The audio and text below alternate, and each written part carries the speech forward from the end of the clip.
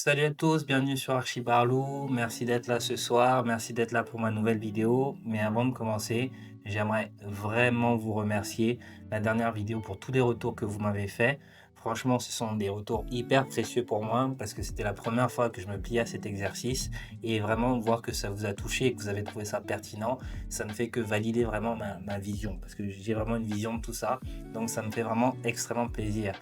Deuxième chose, maman Gamit, tu me vois, toi et moi on sait, merci beaucoup. Franchement, tu es venu, tu as joué le jeu, en plus tu t'es prise au jeu. Tu es venu de façon vraiment spontanée, j'avais vraiment cet exercice en tête. Je ne savais pas trop où ça allait nous mener, mais il s'est avéré que ça a été pertinent pour beaucoup de gens. Et en plus, moi j'ai eu de retours par rapport à ton projet, enfin voilà. Donc c'est aussi pour vous dire que si vous avez des idées, vous voulez participer, venir parler d'un projet d'architecture ou d'une expérience, la chaîne aussi est faite pour ça et ça peut éveiller des ambitions, des projets. Donc juste merci pour ça. Je perds pas plus de temps. Je lance le générique. À tout de suite.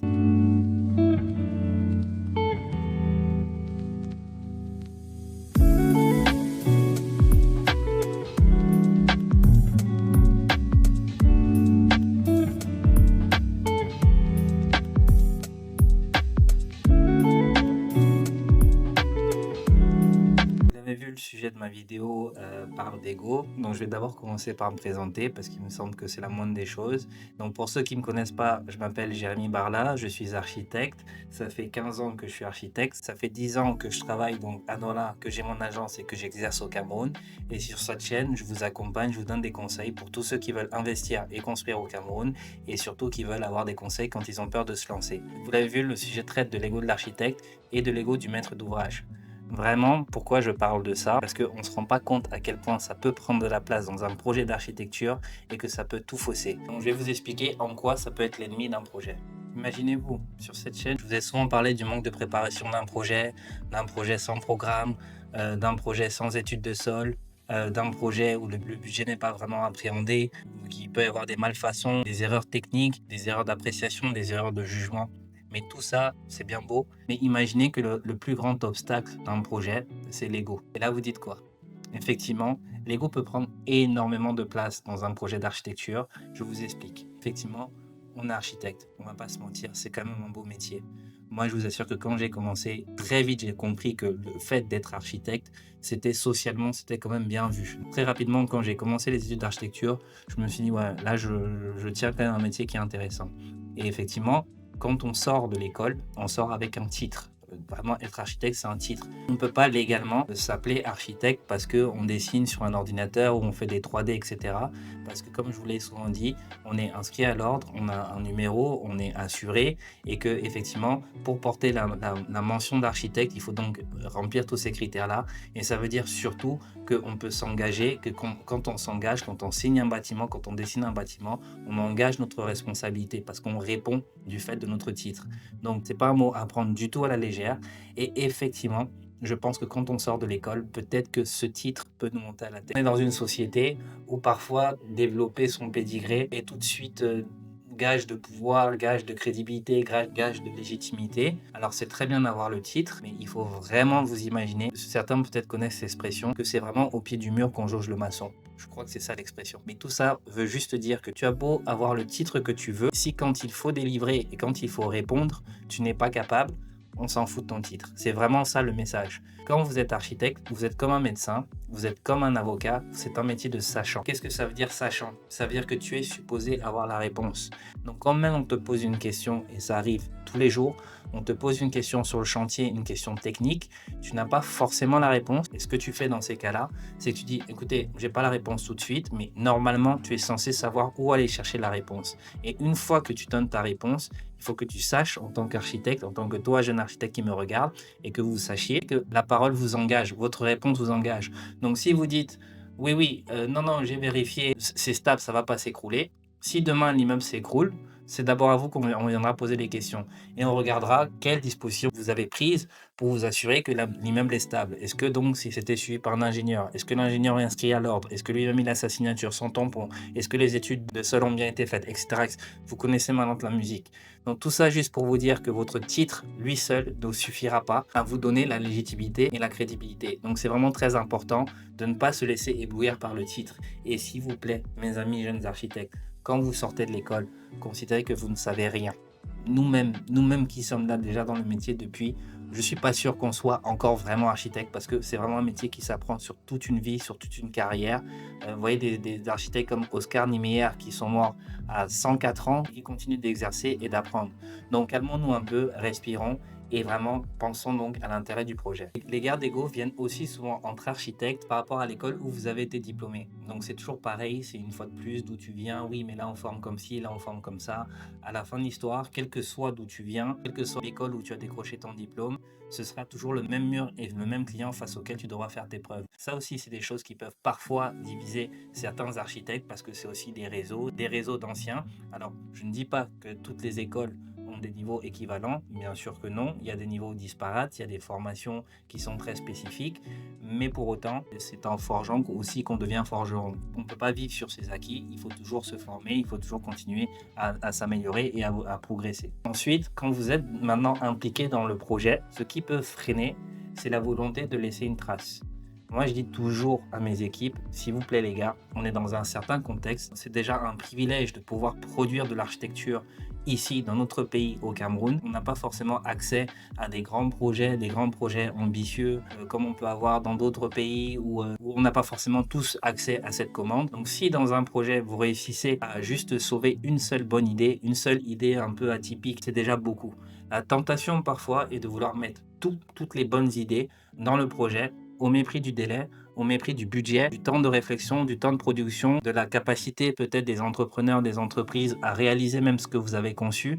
Il faut vraiment tenir compte de tout ça, il faut tenir compte de son environnement et ça implique forcément de ne pas vouloir mettre tout son génie dans une seule petite maison, une seule œuvre. Si vous réussissez déjà à conserver même une seule très bonne idée, c'est peut-être cette idée-là qui sera la touche finale qui manquera à votre conception, qui est simple, claire et visible et surtout fonctionnelle. Parfois, on s'inquiète plus du fait de laisser une trace dans l'histoire et de flatter donc un peu son ego, mais il faut toujours se rappeler que ce sont des gens qui vont vivre dans cette maison et vous ne faites pas la maison pour vous, vous le faites pour les gens. Et ça, je pense parfois que certains archis, je ne suis pas sûr que ça me soit déjà arrivé, mais en tout cas, je fais toujours attention à ça. Peut-être en début de carrière, peut-être, je ne sais pas, mais très vite, j'ai fait le switch et j'ai compris que ce n'était pas mes goûts dont il était question, mais c'était de pouvoir faire en sorte que les personnes qui vont vivre dans la maison que j'ai dessinée, que j'ai conçue, vont juste se sentir chez elles. Soyons tout de suite conscients en tant qu'architecte, de toute façon, dans un projet, on ne peut pas tout mettre. Donc, il va forcément falloir faire des compromis. Et quand on ne veut pas faire de compromis, il y a certains compromis qu'on ne veut pas faire, c'est souvent, comme je l'ai dit juste avant, au mépris parfois de l'enveloppe budgétaire, qui est souvent le premier critère des clients. Donc, si vous réussissez et que vous avez vraiment une idée que vous pensez géniale et que vous êtes sûr que pour le projet, il faut que cette idée soit conservée, à vous de trouver les bonnes astuces pour pouvoir conserver cette idée, mais que l'enveloppe budgétaire et tous les besoins émis en amont par le maître d'ouvrage ne soient pas lésés et que lui peut avoir ce pourquoi il vous a embauché, c'est-à-dire la réponse à tous ses besoins, avec le petit plus que vous aurez apporté. C'est à vous de pouvoir faire ces compromis-là, mais ne vous laissez pas justement aveugler par vos besoins absolument de briller. Non, c'est bon. Non. Donc vraiment, ce qu'il faut avoir en tête, c'est le projet. Donc tout ça pour vous dire que parfois, vous pouvez avoir des réflexions pertinentes qui viennent du maître d'ouvrage ou qui viennent même d'un entrepreneur, qui viennent d'un ouvrier sur le site. Si vous êtes sur votre piédestal et que vous n'êtes pas à l'écoute, vous pouvez passer à côté de la résolution de plein de problèmes qui vont se poser sur le chantier ou juste à côté d'une bonne idée tout simplement qui va peut-être alléger, simplifier, etc. ou donner une autre perspective. Et ça me permet aussi de dire que dans une agence d'architecture, vous avez l'architecte. Moi, j'ai ma propre agence qui porte mon nom. Donc, je vous cache pas, oui, c'est sûr, on a tous envie, quand on sort de l'école, on a tous envie d'avoir son nom sur une plaque, son nom sur un bâtiment, etc. Mais on va pas se mentir, l'architecte n'est pas tout le temps tout seul. Quand il a une agence, lui-même est entouré d'une équipe avec d'autres architectes qui, eux, sont aussi capables de mettre leur ego de côté. Parce que parfois, quelqu'un, là, il décide que oui, mais moi, je dessine là, mais ouais, mon nom sur le projet, là. Il peut y avoir des dessinateurs, il peut y avoir des assistants architectes, il peut y avoir des stagiaires qui participent à un projet. Et si vous, avec votre ego envahissant, vous n'êtes pas capable aussi de gérer ces personnes-là qui travaillent pour le compte de l'agence et pas pour votre compte, et je pense que c'est vraiment très important de faire cette distinction-là, que tout le monde doit travailler pour le bien, l'intérêt de l'agence, pour le bien et l'intérêt d'un projet, parce que ça nous permet à tous de grandir collectivement et il ne travaille pas effectivement pour le compte de l'architecte, même si à la fin de l'histoire, c'est l'architecte qui est sur la photo. Ça me permet de faire une petite dédicace à mon équipe. Vraiment, je ne l'ai pas encore fait sur cette chaîne depuis. J'évite de parler un peu de mon agence, mais eux-mêmes se reconnaîtront. Vraiment, j'ai une super équipe et je pense que le cœur de notre réussite, c'est qu'on est tous capables justement de mettre notre ego de côté et que parfois, il y a des projets qui sont conçus par l'assistant architecte, par un autre architecte, par la stagiaire. Donc Nelson, Paul, Martial, Marion, Oswald, Ludovic, enfin voilà, je pourrais encore citer beaucoup, Robert, Maman, parce que vous aussi, vous contribuez à tout ça. Et donc, c'est aussi vous qui m'avez donné l'idée de cette vidéo. Donc voilà, une petite dédicace pour vous. Bon, maintenant que j'ai chargé les architectes, vous voyez que je suis objectif. C'est pas comme si je disais, oui, les clients sont méchants avec les architectes. Oui, s'il vous plaît, ayez pitié de nous, etc. J'ai bien chargé les architectes, on est d'accord. On peut maintenant parler de l'ego du maître d'ouvrage. Ouais, c'est pas pour agresser les gens, c'est vraiment pour en parler. On ouvre la discussion parce que vraiment, je pense que on gagnerait beaucoup tous de temps à essayer de se mettre tous sur un niveau, je dirais, d'égalité. Bah, écoute, je dirais que, bon, toi, tu viens te placer en tant que technicien, mais à partir du moment où moi, je viens te voir pour que tu, travailles sur mon projet, pour moi, c'est que tu participes à ce projet. Même si c'est qu'on a, une relation, financière, tu fais quelque chose, mais à partir du moment où je te confie le projet, je te vois comme un partenaire là-dessus. C'est-à-dire que ton avis compte autant parce que tu m'apportes une expertise que je n'ai pas. Donc, si c'était que je pensais, enfin, j'étais butée sur mes idées, je ne verrais pas un expert pour ça. Donc, à partir du moment où je te vois, c'est parce que je fais confiance à ce que tu vas me dire et on avance ensemble. Donc, maintenant, peut-être, je pourrais être butée sur certaines choses en te disant, oui, j'aimerais qu'il y ait absolument ça.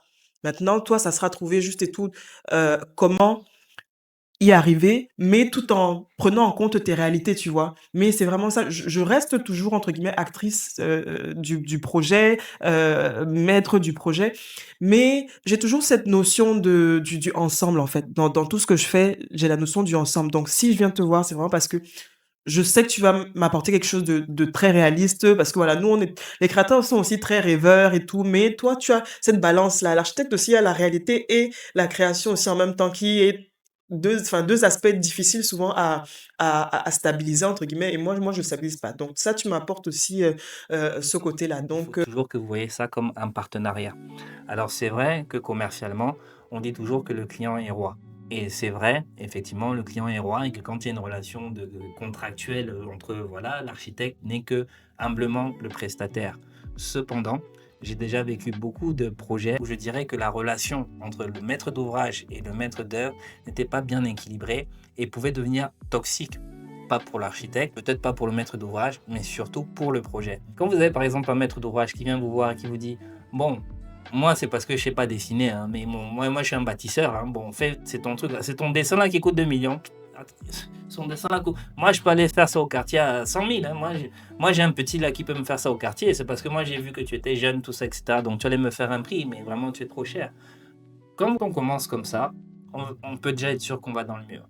Et effectivement, il y a des projets qui peuvent paraître alléchants, intéressants, parce qu'on se dit, oui, peut-être que si je fais ce projet-là, même si je ne gagne pas beaucoup, peut-être que ce sera un investissement et ça va me donner plein d'autres projets après, parce que c'est souvent l'argument de certains maîtres d'ouvrage qui dit, bon, on fait d'abord ce projet, mais t'inquiète, j'ai 10 autres projets derrière et c'est toi avec toi que je vais travailler. Moi, je crois que ce d'abord auquel je pense qu'on devrait tous être attachés, c'est un niveau de respect mutuel et de confiance mutuelle. Si le client est venu voir l'architecte, c'est parce qu'il a besoin de sa vision, il a besoin de ses conseils, il a besoin de son expertise. Et l'architecte a besoin du maître d'ouvrage tout simplement pour vivre, pour manger, pour payer ses charges et peut-être pour partir en vacances aussi. Il faut tout de suite se dire qu'on a de toute façon besoin l'un de l'autre. Si l'un veut asseoir son autorité parce qu'il veut prouver que c'est un grand bâtisseur et l'autre veut asseoir son autorité parce qu'il veut prouver que c'est un grand penseur et que c'est un artiste et que etc. Les gars, on s'en sort pas. Donc, respirons et voilà, pensons toujours à l'intérêt du projet. Donc, messieurs, mesdames, les maîtres d'ouvrage, ne voyez pas ça comme une attaque frontale, vraiment. Pour certains, si quand même. C'est juste pour vous dire que quand vous embauchez un architecte, il faut que vous fassiez ce travail pour certains, de pouvoir vous en remettre à son professionnalisme, à son expertise, parce que c'est lui qui est censé être le garant de la bonne tenue, de la bonne exécution de votre projet de A jusqu'à Z. C'est lui qui répond, c'est lui qui, lorsqu'il va sur le chantier pour parler aux entreprises, pour suivre les travaux des entreprises, il y va pour votre compte et pour la gestion et la sauvegarde de vos intérêts. À mon avis, ce serait une erreur de minimiser, de créer ce rapport de force entre l'architecte et le maître d'ouvrage. D'autant plus que dans ma deuxième vidéo, il me semble, j'avais justement dit que vous reconnaîtrez un bon architecte à celui qui sera capable de vous dire non. Pas celui qui va vous dire non parce qu'il va dire que non, mais non, tu veux faire un mur comme ça, je ne veux pas. Je ne veux pas parce que c'est moche. Non, quelqu'un qui va vous dire ça n'est pas un bon architecte. On ne te demande pas si c'est moche, non, mon frère. On te demande peut-être de convaincre le maître d'ouvrage que s'il allait dans ce sens, peut-être que ce serait plus optimal de voir ça comme ci ou comme ça, etc. À partir du moment où tu dis que c'est moche, c'est toi que tu mets, ce sont tes organes que tu mets là et on n'a pas envie de voir tes organes. Vraiment, c'est le projet de quelqu'un d'autre. Toi, tu viens nous raconter que c'est moche, etc. Moi, je parle plutôt du fait d'un architecte qui est capable de vous dire non quand votre décision, par exemple, de faire appel peut-être à un entrepreneur, un ouvrier qui est peut-être un copain mais qui s'avère être incompétent, quand vous allez prendre une décision qui va nuire directement au projet et à l'enveloppe budgétaire, par exemple, ou qui va nuire à votre propre éthique, c'est à ce moment-là que si vous voyez un architecte qui se dresse devant vous et qui vous dit non, là, c'est un signal pour vous de vous dire « je suis en face de la bonne personne ». Parce que, encore une fois, je suis intimement convaincu que le travail d'un architecte n'est pas de dire oui à tout au client. C'est justement ça, c'est vraiment tout le contraire. Et je pense que c'est une erreur qu'on fait beaucoup dans la relation maître d'ouvrage et maître d'œuvre. Le rôle de l'architecte, c'est de servir les besoins du projet. Parce que les besoins du projet servis, ce sont vos besoins qui sont servis, tout simplement. Donc l'architecte saura vous dire non et il agira comme une espèce de baromètre du projet pour vous dire là on va dans le bon sens, là on va dans le mauvais sens, donc attention. Donc soyez vigilants à ceux qui vous disent non pour les bonnes raisons.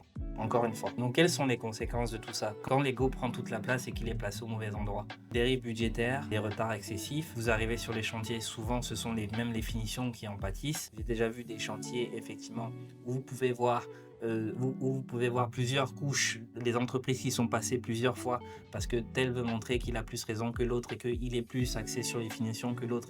Bref, c'est toujours le chantier qui est perdant. Et à la fin de l'histoire, si le projet est perdant, le maître d'ouvrage est perdant parce qu'il a perdu du temps, il a perdu de l'argent et il n'est pas content parce que son bien n'est pas bien fini. Et ça, c'est justement tout ce qu'on ne veut pas et c'est pour ça que vous faites appel aux architectes. Mais l'architecte aussi est perdant parce que s'il reste sur sa stature et que voilà, moi je suis architecte et tout ça, mais que le chantier se passe mal parce qu'il n'a pas fait de compromis, parce que parfois même il a méprisé même les goûts du maître d'ouvrage, il n'a pas voulu écouter, il n'a pas voulu revenir sur ses propres choix, lui-même sera perdant parce qu'au final, qu'est-ce qui nous tient, nous les architectes? C'est la réputation. Si demain on va dire que oui, mais celui-là, il est bon, il travaille bien peut-être, mais il est chiant. Quelqu'un va dire, on va te dire il est bon mais il est chiant. Alors peut-être que certains vont dire ouais s'il est chiant ça veut peut-être dire qu'il est exigeant et que moi je veux l'exigence etc et tout. Et quelqu'un va juste dire ah non j'ai pas envie d'avoir une rockstar non. Et ça peut aussi s'entendre, ça peut être légitime. J'ai toujours dit qu'un bon projet c'est une relation saine entre le maître d'ouvrage et le maître d'œuvre. Je dis pas qu'il faut aller forcément boire un verre avant, je dis pas qu'il faut se tutoyer, je dis pas qu'il faut être les meilleurs copains du monde etc. Mais c'est vraiment important de tisser cette relation de confiance dès le départ. Quand vous êtes architecte et que vous commencez à parler et que vous indiquez par exemple vos honoraires, ça se passe toujours comme ça, le client vous dira toujours c'est cher. Vous avez deux solutions. Soit vous dites oui mais bon, moi je travaille pas comme ça parce que moi je suis un grand architecte etc. Je baisse pas mes prix. Ça c'est une posture. Il y en a qui réussissent à le faire et c'est très très bien. Il y en a qui disent ok j'ai mis 100 francs. Mais comme tu dis que c'est cher là finalement je vais mettre ça à 30 francs. Si vous, messieurs, dames, si nous les architectes, on réduit nos honoraires de 60%, ça veut dire quoi? Ça veut dire que soit on est des menteurs, soit on est des arnaqueurs, soit on ne sait pas compter, soit on n'a pas confiance en nous-mêmes, ce que nous on va produire. Et comment voulez-vous qu'un maître d'ouvrage ait le respect pour nous? Ça aussi, ce sont des éléments de jauge. Quand un maître d'ouvrage vient et qui coupe vos honoraires de 50%, c'est aussi un signal pour vous, en tant qu'architecte, de dire non, si tu respectes le travail que je vais produire, tu es venu me voir, donc tu sais très bien, tout sachant que c'est de la prestation intellectuelle, c'est du temps, il y a des charges à payer, et les idées, elles viennent pas comme ça. Les idées, c'est ça que je vends, c'est de la valeur. Les idées, le papier calque. Si n'importe qui pouvait le faire, ben, ce serait aussi cadeau. Donc quand tu vas voir un médecin ou quand tu vas voir un avocat, tu ne lui coupes pas sa note d'honoraire en deux. Donc à vous aussi de vous positionner, de le faire pas de façon arrogante, mais juste de faire comprendre que oui, vous êtes peut-être disposé, comme Juliette, à faire des compromis, parce que Juliette ne fait pas de compromis, mais vous êtes peut-être disposé, oui, effectivement, à revoir le prix, à réfléchir, mais il doit y avoir tout de suite un seuil en deçà duquel vous n'allez pas descendre, parce que c'est aussi une façon de vous présenter à votre maître d'ouvrage pour dire, moi par contre, je connais mes prix, je connais mes coûts de revient, je connais mes charges, et surtout, je sais ce qu'on va produire, j'ai confiance en mon équipe, donc si je vous dis qu'on va produire ce travail en 3 semaines, c'est parce que ça va me coûter tant, et je sais que ça pourrait me rapporter temps. Donc, il ne faut pas avoir peur de parler des chiffres, mais c'est hyper important tout de suite de situer, de voir qui vous avez en face de vous. Et en répondant comme ça, la personne en face de vous a forcément un peu plus de respect pour vous que si vous dites, bon ok, vas-y, je te coupe, je t'enlève 60% de la facture. Ça ne marche pas comme ça. Donc aujourd'hui, j'ai un peu changé mes habitudes. La vidéo n'était pas hyper technique, mais effectivement, j'insiste aussi sur ce côté humain qu'il faut jamais oublier. C'est que quand vous voyez de l'architecture, quand on pense à l'architecture, on pense à des bâtiments, on pense à des maisons, on pense à des hôtels, des immeubles, tout ce que vous voulez, etc. C'est beau, c'est joli, et voilà. Mais ce qu'on oublie souvent de mentionner, c'est que ce sont des humains qui vivent dedans. Ce sont des gens. Quand on me demande pour moi la définition de l'architecture, ma définition à moi, c'est les gens. L'architecture, ce sont les gens. Ce sont les gens qui sont dans votre architecture, dans votre bâtiment. Si vous faites un bâtiment qui est beau et que les gens rentrent à l'intérieur et qu'il fait chaud, qu'il ne fait pas agréable, qu'il n'y a pas de vue, voilà, les gens vont juste se sortir de votre bâtiment, tout simplement. En partant de ce postulat-là, je pense qu'il faut vraiment qu'on fasse tous preuve d'écoute les uns vis-à-vis des autres. Là, je vais parler juste au nom des architectes, qu'il faut vraiment qu'on fasse ce travail d'humilité. Quand des gens viennent vous voir, des particuliers notamment, viennent vous voir pour vous dire, bon, je veux construire ma maison, nous sommes un jeune couple, on veut construire notre maison avec 3 chambres, 2 chambres pour nos ados et une 3e chambre parce qu'on attend un bébé, etc. Vous rentrez littéralement dans la vie des gens, vous rentrez dans leur intimité. Donc nous, on est une sorte un peu de médiateur, mais aussi d'observateur. Et en fait, on connaît un peu, je ne vais pas dire qu'on connaît tous vos petits secrets, mais quelque part, vous nous faites un peu rentrer dans votre intimité. Donc ça demande beaucoup d'humilité, beaucoup d'écoute. Effectivement, on est des sachants. Et c'est vrai qu'on sait quand même beaucoup de choses. On peut se le dire, maintenant que c'est la fin de la vidéo, on peut se le dire, j'ai un ego comme ça, je sais plein de choses. C'est pour ça, abonnez-vous, likez ma page, tout ça. Donc papa, tu vois, quand tu regardes sur la télé, là, tu vois, tu appuies sur le bouton du milieu de la télécommande. Il y a les petits boutons qui vont s'afficher. Là, tu vas voir un petit cœur, tu likes.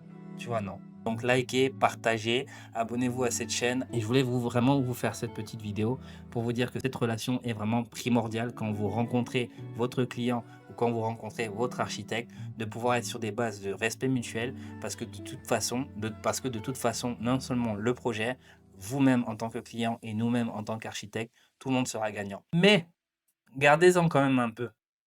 C'est bien beau, j'ai parlé d'humilité, tout ça, etc. Mais à la fin, là, parce que ce moment ne dure pas longtemps, et entendez-moi bien, à la fin, quand votre projet est réalisé, qu'on vous appelle, quand on vous appelle, quand on vous appelle pour venir couper les rubans rouges, là, ouais, là, gonfler un peu le torse. Parce que tous les coups qu'on prend, tout le travail, parce qu'un projet, c'est long. Quand vous êtes sur un chantier, pendant 8 mois, voilà, avec des allers-retours, les retards, les machins, l'entreprise qu'il faut gérer, etc. Ces petites 10 minutes-là de bonheur, où vous êtes là avec votre équipe, nous, ça nous est déjà arrivé, on arrive à la fin d'un projet, on s'assoit, on regarde, tu te rappelles quand on a dessiné ça? Ah, et puis, mais le vent circule, hein, mais attends, mais on est quand même fort, hein, on est quand même... Ouais, ça, ce sont les 10 minutes où vous avez le droit d'exprimer, de jeter votre ego pour dire que vous êtes les meilleurs. Donc, voilà. Merci encore une fois. Merci d'avoir suivi cette vidéo. Merci encore une fois d'être fidèle à Archi Barlou. Je vous ai dit ici, on parle d'architecture en toute décontraction, mais sérieusement. Donc voilà. Donc si vous avez des idées, vous voulez prendre rendez-vous avec moi, je vous laisse le lien en description. Je vous laisse aussi le lien de la précédente vidéo pour que vous voyez tout en entier comment peut se passer l'interaction entre un maître d'ouvrage et un maître d'œuvre. Donc continuez à me suivre, continuez à me partager. Merci beaucoup. On fait ce qu'on a à faire. Ciao!